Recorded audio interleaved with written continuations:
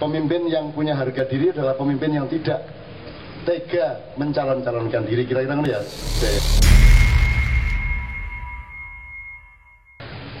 Kalau di Ma'iyah kan tidak lulus semua sebenarnya. Nggak ada pemimpin kok mencalonkan diri. Kalau pakai sistem tadi, apa namanya, panitia negara dan KPU tadi kan nggak ada yang mencalonkan diri. Rakyat yang langsung menyebut namanya. Pokoknya saya mau gubernurnya Iwan Fals, sudah Iwan Fals. Iwan Falsnya sendiri tidak mencalonkan diri, karena gubernur pemimpin yang baik adalah pemimpin yang tidak pernah mencalonkan diri. Jadi nanti kalau dia dicalonkan oleh rakyat, terus diundang oleh televisi, terus ditanya sama, ini macet, bagaimana jalan keluarnya? Loh, kalau tidak percaya nggak usah milih saya.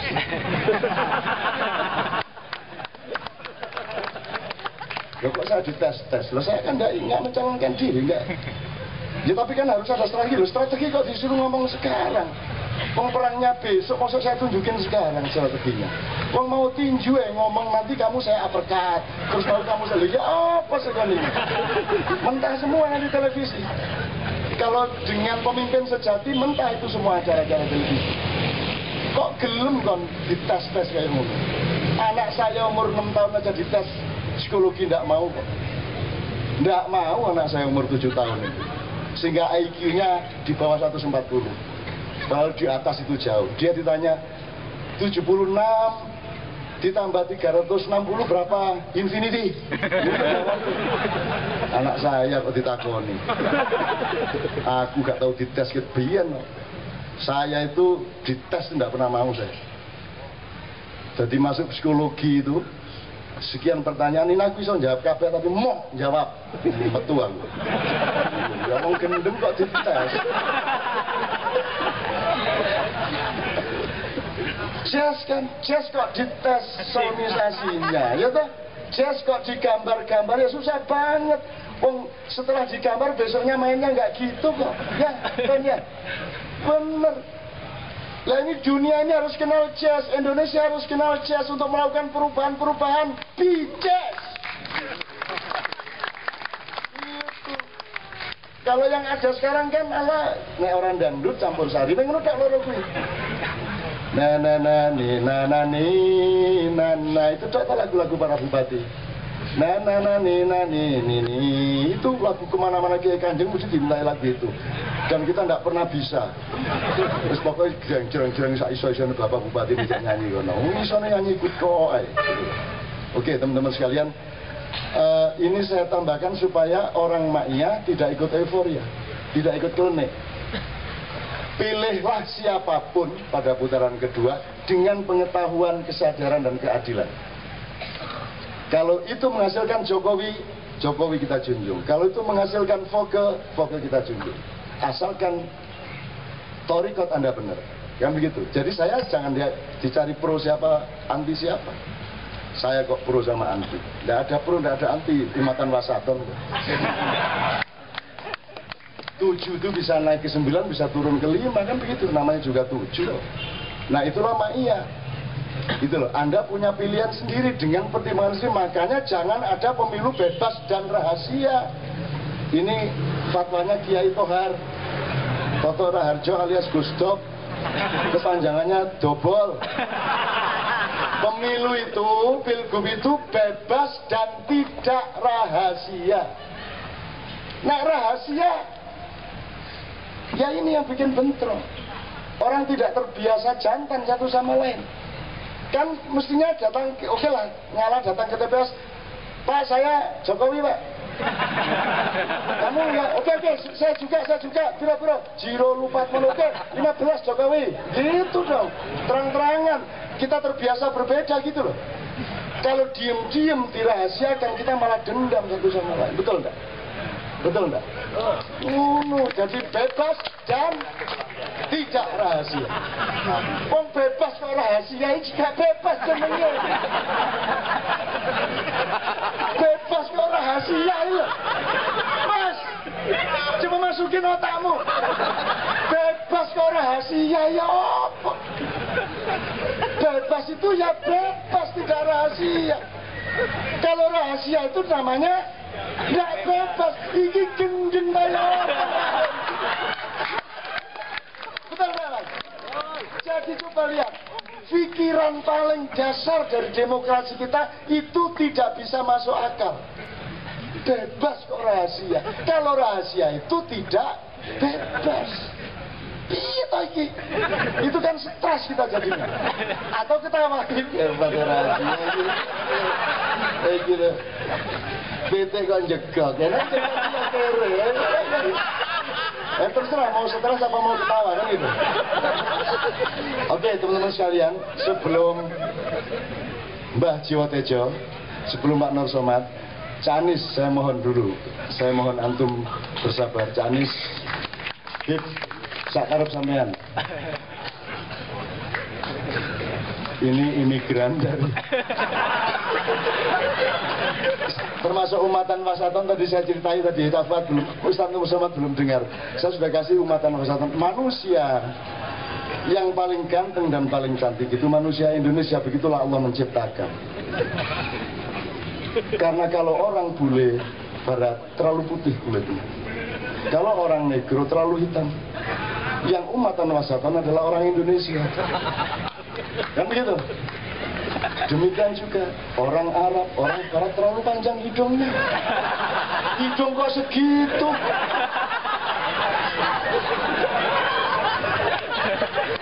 Terlalu panjang, nggak baik, berlebihan tuh nggak baik. 200.000 hidung kok segitu, hidung itu ya sedang, nggak pesek, nggak panjang, sedang. Maka Indonesia itu adalah takdir Allah bahwa manusia yang terindah, terganteng, tercantik adalah manusia Indonesia. Itulah sebabnya orang Yaman imigrasi ke sini.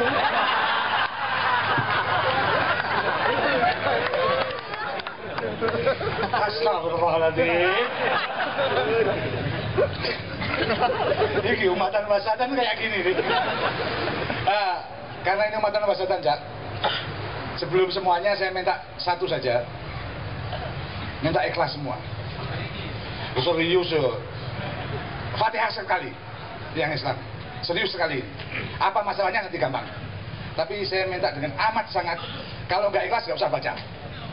Yang ikhlas baca dengan ikhlas betul-betul, berikan pada sesuatu. Insya Allah Anda dapat sesuatunya nanti.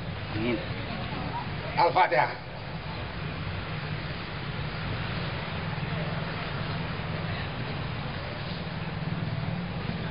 Ya, udah itu dianggap selesai. Besok dulu apa-apa.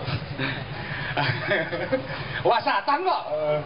Jadi tampaknya yang perlu kita garis bawahi lagi, tampaknya bahwa kita memang sering keliru, sering menerjemahkan macam-macam ini secara artifisial, secara keliru. Milih gubernur ya cara ngawur ya, cara sanon. Tapi sebenarnya kita merindukan sesuatu yang selama ini kita kejar dan nggak ketemu. Kita ini pernah merdeka apa enggak? Dari diri sendiri juga. Kita ini pernah merdeka dari apa yang kita punya enggak? Itu saya pikir awal-awal Ma'iyah mestinya berangkat dari kemerdekaan semacam itu, dan kita nggak siap. Kita selalu lari dari kemerdekaan sehingga akhirnya kita menemukan penjara-penjara baru. Kita menemukan Fokel, menemukan SBY, menemukan Jokowi, dan kita anggap itu sebagai wakil dari keinginan-keinginan tersembunyi kita, padahal itu bukan. Jadi yang menjadi masalah pokok kita sebenarnya bagaimana kita menemukan diri kita yang sebenarnya.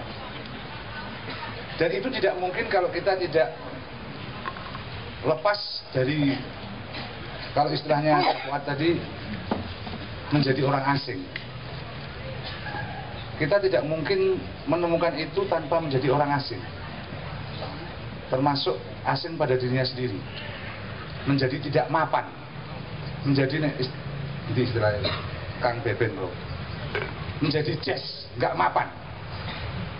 Air itu, kita lihat, ini ilmu sederhana saja. Air itu yang berhenti namanya apa? Hah? Air yang berhenti itu namanya apa? Enggak, namanya apa? Anda sebut apa itu? Comberan. Semua yang berhenti berproses namanya comberan, termasuk Anda.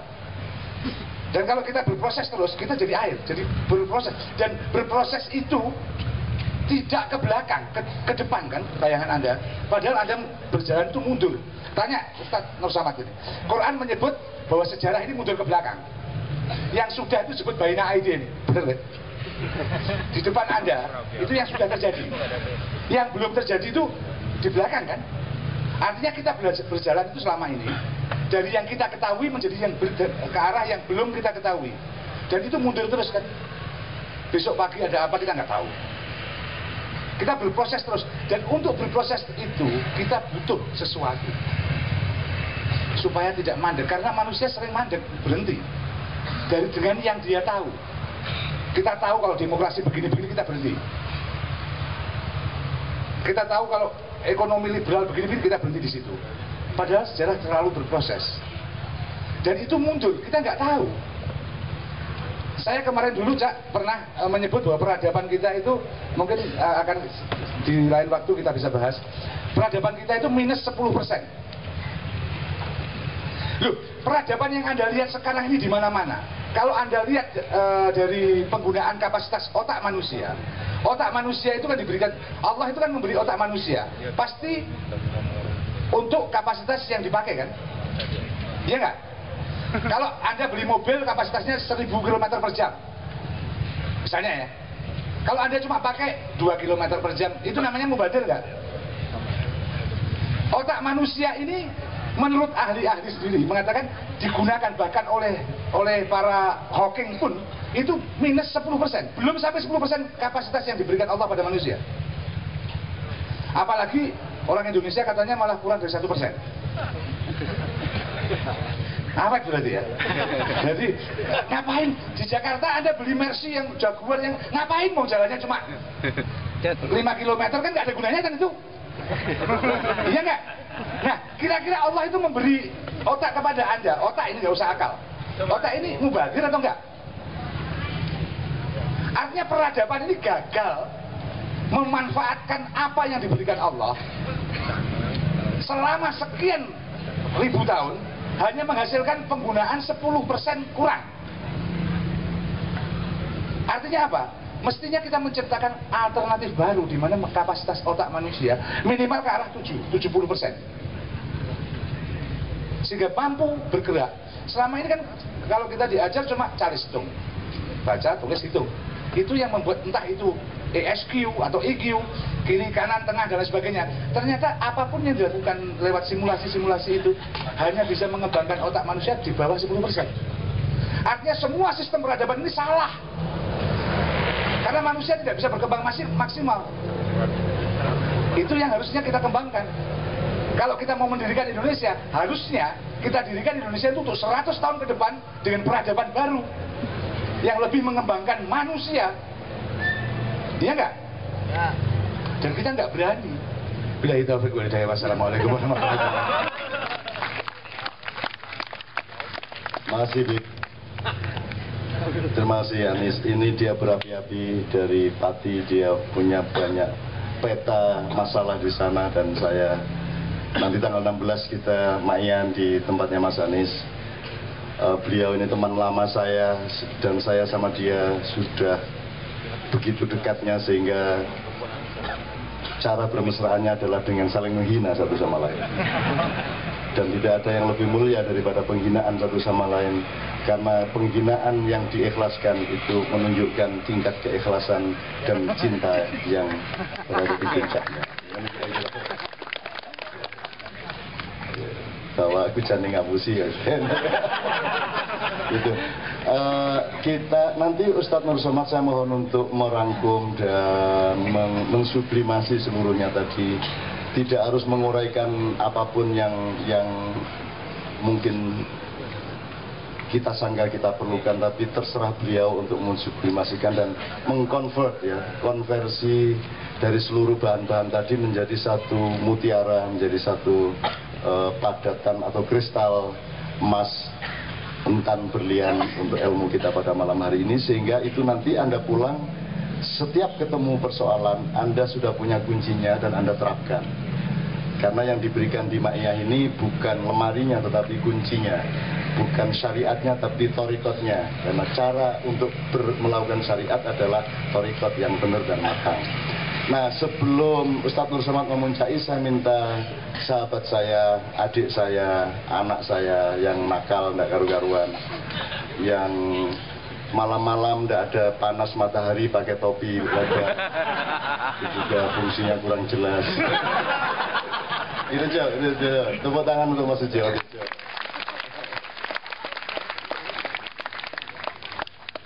Monggo langsung.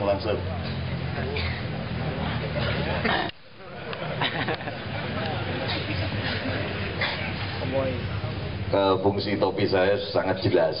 Kalau nggak jelas berarti Cak Nun agak melupakan bahwa perjalanan hidupnya juga gelap. Nek topian ini fungsinya, kalau ada di depan kita ada cewek nyusuin anak gitu ya, kita gini gitu. Ibunya nggak lihat, kita ngeliat susunya itu ada yang jelas.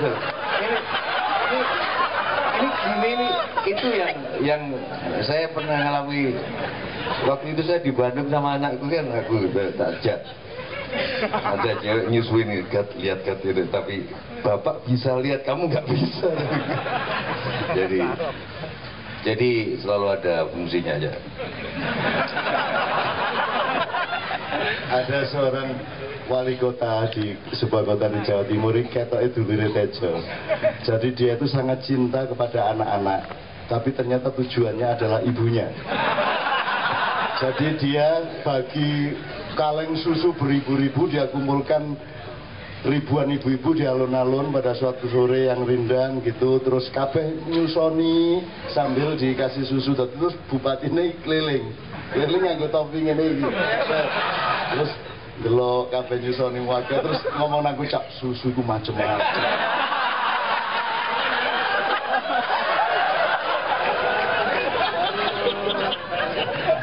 Maaf Cak Buatis. Ya untungnya di Indonesia itu ada NU, ini masih kayaknya kalau di Muhammadiyah nggak bisa kayak gini ya. Tapi kalau nggak salah besok itu ada mengenang Cak Muslim Abdurrahman kan, kalau saya nggak ada kerjaan pasti datang, karena Muslim Abdurrahman itu menarik fenomena bagi saya, orang Muhammadiyah yang sangat NU itu ya. Saya tadi pas kebetulan lewat, jadi bukan sengaja saya datang ke sini supaya Cak Nun nggak GR.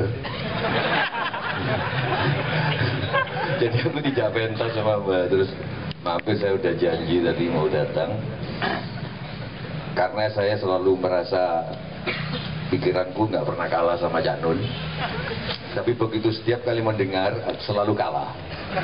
Kalahnya tadi saya pikir iya pemilu bebas rahasia apa ya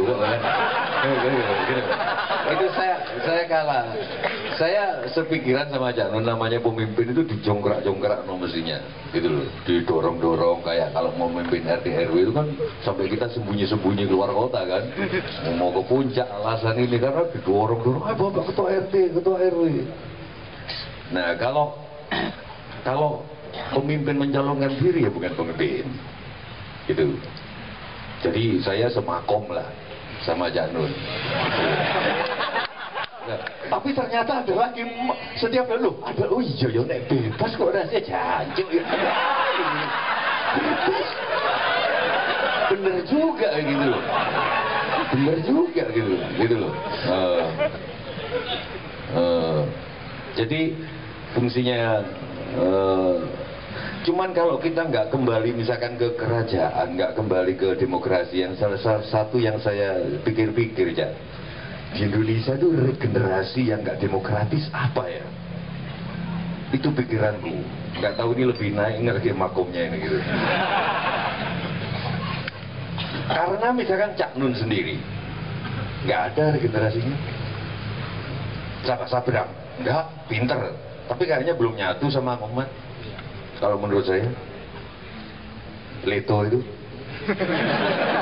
pinter, anaknya pinter, aku tahu. Tapi nggak nyawiji, ngomong nggak nyambung.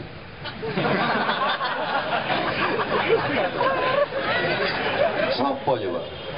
HB9, sopo? Gus Dur, sopo? Ini serius, serius. Saya nggak setuju demokrasi, karena saya nggak percaya pada benernya orang banyak. 1 tambah 1 itu mas harus ditanya benernya orang banyak. Berapa 1 tambah 1? Enggak. Bumi itu datar atau bulat nggak ditanya sebab sidang jamaah, enggak. Cuma 1-2 orang yang punya pikiran di situ. Menurut saya loh. Makanya saya sedang mencari apa bentuk apa, katanya kalau di Islam yang penting amanah, atau mungkin kalau di dalam pikiran saya sistem kerajaan yang apa gitu. Tapi kalau kerajaan kok Cak Nun sendiri gak belum melihat keturunannya kayak apa? Padahal bendino kelonan kalau Novi kelonan ya.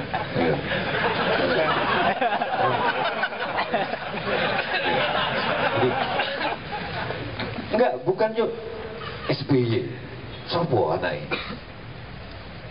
Ah, no. Lolak ngene.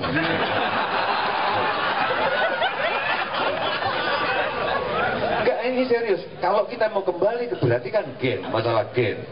Lihat keturunan orang-orang itu. Siapa anaknya Cak Nurholis? Bukan, mungkin saya salah Cak Fuad ya. Tapi sopo kawono gitu. Artinya pemimpin apa harus dari metode pemilihan itu? Tolong nanti dikoreksi Janun. Karena saya sedang mentujukan kesembilanan saya ini. Mbah Tejo ya. Tepuk tangan semuanya. Sebelum Mas Beben siap kembali, Pak Nur Somad nanti saya kira akan ikut menjawab ya. Jadi ketakutan Mas Tejo mengenai regenerasi itu. Jadi ada 2 hal saya ikut mengelaborasi. Yang pertama, untuk mendapatkan pemimpin yang baik itu kan proses kesekian dari kebenaran. Sebelum mendapat pemimpin yang baik, apa dia raja apa presiden terserah, itu kan ada memilih yang benar dulu. Mungkin kita baru akan mencoba mengusahakan memilih secara benar, dengan pengetahuan yang benar, dengan cara yang benar, dengan dignity yang benar. Artinya pemimpin yang punya harga diri adalah pemimpin yang tidak tega mencalon-calonkan diri. Kira-kira ini ya, Jaya. Kalau kepemimpinan dalam sholat itu kan jelas, tidak ada imam menawarkan diri untuk jadi imam. Yang ada adalah ada kesepakatan alamiah dari makmum untuk mengimamkan seseorang, dan dia didorong-dorong ke depan betul untuk jadi imam. Dan biasanya imam menunjukkan keberatannya, kemudian dia mau tidak mau harus menjadi imam karena itu akhirnya menjadi kewajiban. Itu kan satu contoh kecil dari cara memilih yang benar. Tapi kita terlanjur meloncat, tiba-tiba merdeka, tiba-tiba jadi orang umum, semua bikin negara, kita juga bikin negara, semua republik kita bikin republik. Kita tidak berpikir dulu. Makanya di sini saya sebut mestinya kan ada 5 pilar gitu ya. Coba Anda pelajari nanti di rumah. Yang saya maksud Indonesia itu kan macam-macam. Ada Indonesia yang apapun kenyataan Indonesia fisik ini, Anda harus punya Indonesia sendiri di dalam dirimu. Anda harus membangun Indonesiamu sendiri dengan terapan-terapan pribadimu, keluargamu, atau mungkin lingkungan masyarakatmu. Kamu menerapkan Indonesia. Ini buku sebenarnya, ini tulisan sebenarnya untuk memberi pengantar buku saya 30 tahun yang lalu, tahun 82, yang berjudul Indonesia Bagian dari Desa Saya. Itu akan diterbitkan kembali oleh Kompas. Jadi ini sebenarnya untuk pengantar aja. Buku saya rela. Judulnya Indonesia adalah bagian paling penting dari desa saya. Ya, betul. Indonesia bagian penting dari desa saya. Ya, bagian penting dari desa saya. Ya. Gila, Gus. Mori-mori tak bagus. Maksud saya, kita belum berubah kok, Jo. Mungkin lebih parah daripada 30 tahun yang lalu. Jadi buku itu relevan sekarang gitu loh. Nah, ini sebelum Anda bisa mewujudkan Indonesia nasional kolektif seperti yang ada dalam pikiran dan hati Anda, kan Anda boleh dong menerapkannya di dalam hidup Anda. Bahwa orang Indonesia, bahwa pemimpin harus jujur, ya Anda jujur. Bahwa Indonesia harus adil, Anda harus adil. Indonesia harus manajemennya benar, Anda manajemennya benar. Artinya Anda membangun Indonesiamu sendiri di dalam hidupmu kan bisa. Dan ini skalanya bermacam-macam. Ada Indonesia substansial, ada Indonesia teritorial, ada Indonesia filosofis, ada Indonesia macam-macam. Itu yang saya maksudkan. Nah kita kan nggak bisa dong nunggu proses zaman yang begitu panjang dan ruwet. Kita harus membangun Indonesia kita sendiri, mendirikan Indonesia kita sendiri, karena kita tidak mengakui aslinya secara rasional bahwa ini Indonesia yang kita maksudkan. Ini Indonesia yang dulu dimaksudkan oleh para perintis kemerdekaan. Karena tergesa-gesa, kalau di sini misalnya saya sebut pilarnya kan ada 5, 1 rakyat. Rakyat punya anak 4, yang 1 tentara rakyat, yang kedua kaum intelektual, cendekiawan, pujangga, dan seterusnya. Nomor 3, apa betul ya? 1 rakyat, 2 tentara rakyat, 3, nomor 3 para cendekiawan, pujangga, pokoknya wong sing mikir-mikir gitu ya. Anak-anak sekolah dan seterusnya, yang kemudian menyusun undang-undang yang segala macam itulah, yang menjadi pelaksana, yang menjadi eksekutif. Terus nomor 4 dan 5 ini tidak pernah diperhatikan dan hanya selalu menjadi pelengkap penderita, yaitu kekuatan adat dan kebudayaan. Ini sangat dinamis dan kreatif sebenarnya, dan ini tidak pernah dianggap sebagai subjek utama dari nasionalisme kita. Nomor 4, agama dan kekuatan-kekuatan spiritual. Ini juga harus menjadi pilar yang tidak kalah pentingnya dari pilar-pilar yang lain. Anda tahu, zaman Orde Baru pemimpinnya adalah pilar kedua, sekarang pemimpinnya adalah pilar yang ketiga. Dan setiap ada pilar yang memimpin Indonesia, mereka selalu menomor 2, nomor 3 kan pilar-pilar yang lain. Nah, Indonesia yang kita bangun dalam maknya adalah Indonesia yang memiliki kesadaran komprehensif, di mana semua 5 pilar itu kita bangun benar-benar. Anda tahu di maknya ini intelektual ya, spiritual ya, ketentaraan ya. Bahkan kita berani tanding sama Kopassus untuk duduk seperti ini sampai jam 3. Dan saya mau kasih maknya gratis dan grup 2 di Kandang Menjangan Solo untuk maknyaan, tapi mereka paling pol jam 11. Tapi ini Kopassus ini ya lepas dari memang tidak punya kerjaan itu masalah kedua gitu. Tapi kan Anda kuat, teman-teman sekalian, saya dinasihati oleh beberapa orang, kalau mendidik anakmu nomor 1 adalah motoriknya.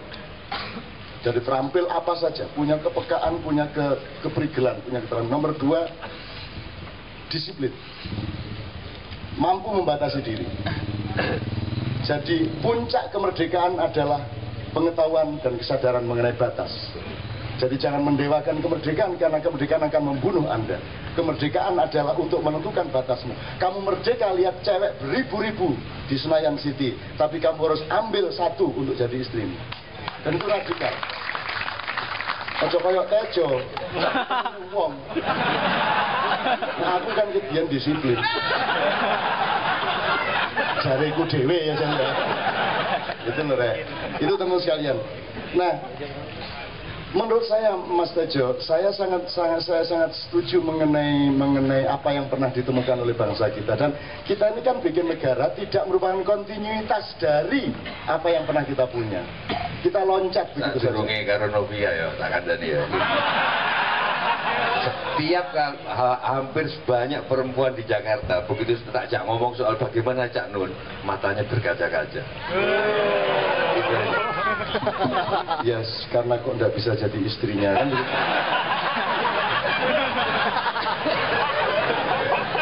Ya nek ludruk-ludrukannya gampang lah ya.